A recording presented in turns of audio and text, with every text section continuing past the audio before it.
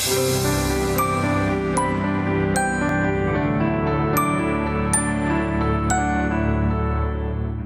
of the things that really helps a man become a good husband in his marriage, you know, the Bible says in 1 Peter 3:7, dwell with your wife according to knowledge.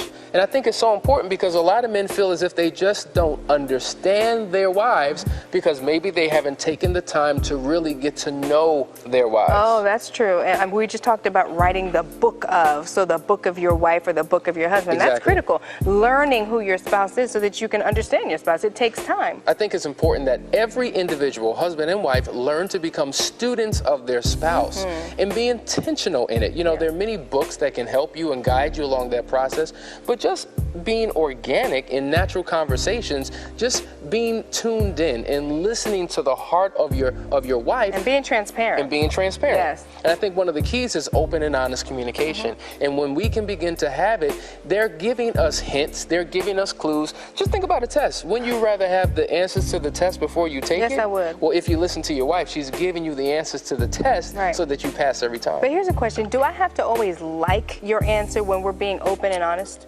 Do I have to like your answer? Well, you have no choice. You're not always going to like what I have to say. And I think that's a good point, Danielle. Right. Because it's important for us to understand that compatibility is not being just like our partner. Or thinking just like our partner. Or thinking like our partner. Compatibility is identifying the differences that we have and learning to make them work within the relationship, right? And so as it relates to getting to know your wife, if the Bible says dwell with her according to knowledge, take out a book. Call it the book of whatever your wife's name is. In my case, the book of Danielle. Can I write your book? You can write my book. Oh, okay. And so you want to know their likes, their dislikes, you know, what buttons to push, what buttons not. You want to understand their feelings and their emotions and their sexuality. You want to know what happens on a good day, their bad day, because you want to be in a position where you can begin to anticipate their needs. Right. If you can anticipate their needs, it will help you in your relationship. So it's important to dwell with your wife according to knowledge. It's so interesting because I once heard a story about a guy who was in California walking along the beach, and as he's walking along the beach, he comes across like this vase, like a genie vase. So he picks it up, rubs it, and the genie pops out. And the genie's got an attitude because he's been locked in there for like hundreds of years. And he says, listen, I'm not giving you 3 wishes, I'm only giving you 1, so you better make it good. Oh, that's a rude genie. It is. So the guy says, you know what, I've always wanted to go to Hawaii, right? But I'm scared of heights and I don't want to fly because I have a fear of, you know, falling out the plane.